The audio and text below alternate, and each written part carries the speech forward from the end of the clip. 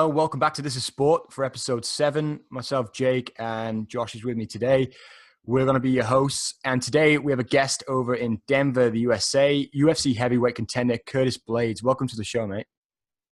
Thanks for having me, guys. No worries. So, an exciting part of chatting with you today, and for those that don't know already, Curtis will be fighting on the Perth card for UFC 221, which is where we are based, and you'll be versing Mark Hunt. How are you feeling about the fight? I'm feeling pretty confident. I like the matchup. I know he's a striker. I know he likes to counter-strike. I'm an aggressive fighter. I like to use my grappling to get it to the ground and pound and maybe get an early TKO. Awesome, man. Cool. And the UFC culture is getting bigger and bigger here in Australia. You're a part of history because our city, Perth, is the first event we've ever had here.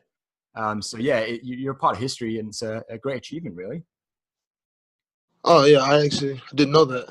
Yeah, it's the first event we've actually ever had. We've had events over in over east, so like in Sydney and Melbourne and things like that. But yeah, we've actually never had the UFC come to Perth. So yeah, we're excited to be watching the fight as well. I'm happy to be a part of you guys' history, and hopefully you guys enjoy the show. Yeah, thanks, man. Hey, Curtis, it's Josh here. Is this the first time you've been to Australia? Yeah. Have you got anything else planned whilst you're over here, or is it just fighting and then heading home?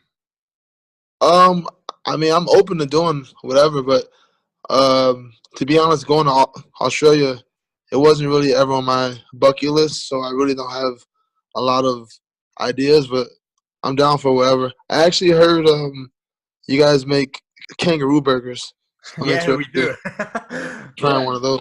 They're not bad, actually, man. Like, kangaroo is actually not as bad. I've tried kangaroo and crocodile, actually, crocodile sausages. They're not actually that bad. Tasty and I'm a little surprised to hear you guys eat kangaroos. I didn't think that would be like a thing over there. It's not. I hear they're like pest, whatever. They're everywhere, man. They're all over the show. But I suppose I wouldn't say that I'd go out to the shops and buy kangaroo meat to eat tonight, but it's one of them delicacies that you know. I suppose you've got to try, especially if you're a meat eater, and especially if you're visiting Australia. I'd probably recommend to try it out as well. Yeah, definitely will. You said they have a crocodile dish too? I'm sure they will have crocodile burgers as well. Yeah, crocodile sausages. Yeah, I'm sure they probably would. Yeah, That's cool. So that'll be interesting for you to try. So in high school, in your senior year, you were wrestling and you achieved a record of 44-0, which is massive. And then having an overall record of 95-18, 121 takedowns, which is, you actually achieved a school record.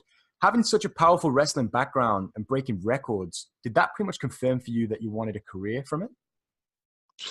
I didn't know what I wanted to do.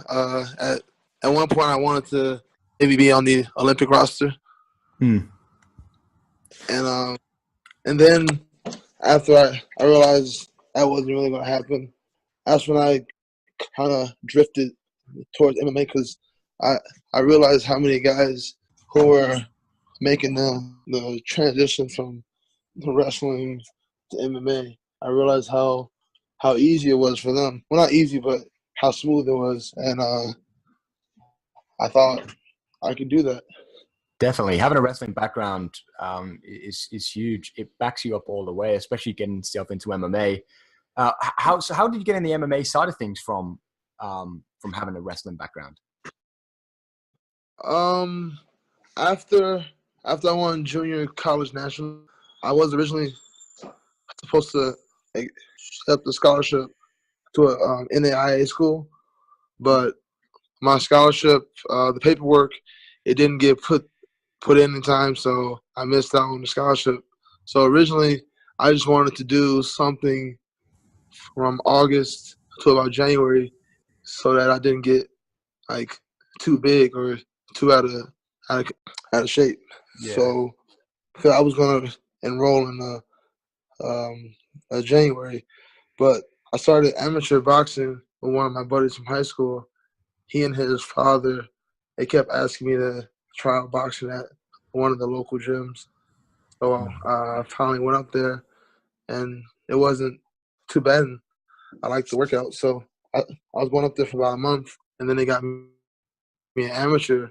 Well, they asked me if I wanted to take an amateur fight, and I was like, I guess. And to be honest, I wasn't really like that happy about it. But after I won, I realized it was something I could do, something I could potentially make a career out of. So Excellent. Wow. So yeah. So what has been your favorite career moment so far? so far, just really, I think I was saying my debut, like having that first UFC fight. You don't know if it's gonna be your first and last one or whatever. You don't know. So that whole experience was, I'll probably remember that forever. Exciting, because it basically starts your career from there. So you're a young bloke, and you've got an impressive record already of 9-1. Where would you like to see yourself in the next 2 years? Hopefully having the belt and having defended it once or twice. That's awesome. Yeah, 100% think you're well on your way, man. Yeah, I'm looking forward to seeing you. Obviously, fight in Perth soon. It's going to be good. So, as you know, huge event this weekend. We've got Ngannou and Miocic. He's looking to defend the belt. Miocic. What's your predictions for the fight? Would you say? I'm picking Stipe because I believe that he's a smart fighter, having trained with him and having also seen his last couple of fights. He has really good cage awareness, and he's got all the stand-up tools. He's a fantastic wrestler. He's a better wrestler than Ngannou for sure.